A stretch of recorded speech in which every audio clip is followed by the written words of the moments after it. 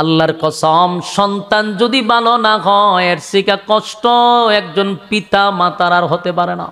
আমার যুবক ভাইয়েরা, আপনাদের হাতে পায়ে ধরে বলি, সন্তানগুলাকে আপনারা এখন থেকেই খুব নজরে রাখা দরকার। আপনাদের ব্রাহ্মণবাড়িয়া দ্বীনি প্রতিষ্ঠান আছে, সেখানে শিক্ষায় শিক্ষিত করেন। আল্লাহর কসম, ট্যাবলেট খাইতো না। আপনার সন্তান ইয়াবা খাবে না, শিশুর গ্যাং কিশোর গ্যাং তৈরি করবে না। বলুন তো দেখি, কোন মাদ্রাসার হুজুররা ট্যাবলেট খাইছে, পড়তে গাইছে? হ্যাঁ, খাইছে নি কেউ? ট্যাবলেটটা কি জাত আজ পর্যন্ত আমি দেখলাম না, এটা দেখার দরকার আছে। আমরা ওখানে দেখলাম ট্যাবলেট কয়টি, ওইটা কি জাত আজ পর্যন্ত আমরা অনেক হুজুররা জানোই না মনে। ট্যাবলেটটা কিরকম, এরপর আমরা রূপে তহমত দেয়। যুবক ভাইয়েরা, এই জন্য আপনাদেরকে বলি, বিশেষ করে যাদের সন্তান আছে, আপনাদের হাতে পায়ে ধরে বলি, সন্তান হলো আপনি আমার একটা সম্পদ। এই সন্তানের জন্য আপনি জাহান্নামে যাবেন, সন্তানের জন্য আপনি জান্নাতেও যাবেন। তাহলে আপনার সন্তানকে আপনার ঘরে তুলতে হবে। নামাজও যান তো বাচ্চাটারে লইয়া মসজিদও যান, এটারে ট্রেডিং দেন। হ্যাঁ, আপনি ঘরে নামাজ পড়েন তো হেরে টান দেন না, খাড়া করবেন, দেখবেন হেও আপনার সাথে ইত্যা করবো, মুখের ভাই চাইব, দেখবো মুখ লড়াই, হেও মুখ লড়াইব। এগুলো ট্রেডিং দেন, বাচ্চাদেরকে ট্রেডিং দেওয়া দরকার। ফজরের সময় আপনি গেছেন মসজিদে, আপনার ছেলেটারে লইয়া মসজিদও যান, এগুলো ট্রেডিং দেন। আল্লাহর কসম, সন্তান যদি ভালো না হয় এর থেকে কষ্ট একজন পিতা মাতার আর হতে পারে না। বাস্তব না বাস্তব? শান্তির মা মরে যাবে যদি সন্তান খারাপ হয়। আর এর জন্য দায়ী হলো পিতা মাতা, দায়ী সন্তান নয়। যুবক ভাইয়েরা, যেই কথা বলতেছিলাম, আমার সম্পদ, আমার ধন সম্পদ পৃথিবীর জমিনে আমি রেখে যাব। যদি আমার সুসন্তান হয় আলহামদুলিল্লাহ, যদি সন্তান সুসন্তান না হয়, এই সম্পদ অপকর্মের পিছনে ব্যয় করবে, আর এর দায়ভার আপনাকে নিয়ে হাসরের মাঠে দাঁড়াইতে হবে। আল্লাহ কয়, কুল্লু নাফসিম বিমা কাসাবাত রাহিনা। প্রত্যেকটা মানুষ তার কৃতকর্মের জন্য আমি আল্লাহর সামনে দাঁড়াইয়া জবাব দিতে হবে।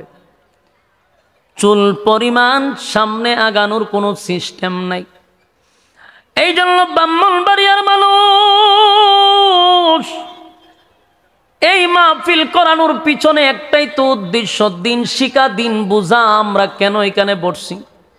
একটা বিষয় বাড়িতে নিয়ে যাওয়া। আমি আপনাদেরকে শেষ প্রান্তে একটা কথাই বলবো, পৃথিবীটা থাকার জায়গা নয়। ভালো কিছু করে যাওয়ার দরকার, কিছু ভালো জিনিস রেখে যাওয়া দরকার। সারা জীবন যেন মানুষ বলে না অমুক ছিল, অমুক কাজ করে গেছে। আপনার জন্য যেন দোয়া করে, সদগায়ে জারিয়া হিসাবে কিছু রেখে যাওয়া দরকার। নেক সন্তানও হতে পারে, আপনার কবরে সওয়াব যাবে, সন্তানের জন্য আপনার কবরে সওয়াব যাবে। ভালো একটা প্রতিষ্ঠান, ভালো কিছু করে যান, সওয়াব কিয়ামত পর্যন্ত কবরে যাবে। আল্লাহ রাব্বুল আলামিন বলেন, এই পৃথিবী কারো জন্য থেমেও থাকে না। আল্লাহ বলেন, সময়ের কসম, সময়ের কসম করছে গো। তাফসীর কারকরা বলেন, এটার কোন সময় কোন ব্যাখ্যা দিয়েছেন, বলে এটা মানুষের হায়াতের সময়ের কসম করছে। যতটুক পৃথিবীতে তুমি সময় পাইছো সেই সময়টার কসম করছে। ইন্নাল ইনসানা লাফি খুসর। আল্লাহ বলেন, নিশ্চয়ই তোমরা ক্ষতিগ্রস্ত যদি সময়ের মূল্যায়ন না করো। ক্ষতিগ্রস্ত, ক্ষতিগ্রস্ত। মালিক সময়ের কসম করে বলছে আমরা ক্ষতিগ্রস্ত, সময়ের মূল্যায়ন যদি না করি।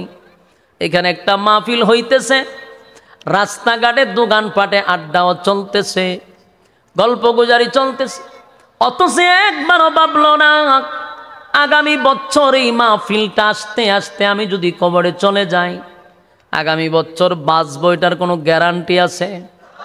জীবনের শেষ মাহফিল হতে পারে রে, জীবনের শেষ মাহফিল হতে পারে। আমার জীবন আপনার জীবনের শেষ মাহফিল। আমি আপনাদেরকে একটা সত্য ঘটনা শোনাই, 2-4 দিন আগের ঘটনা।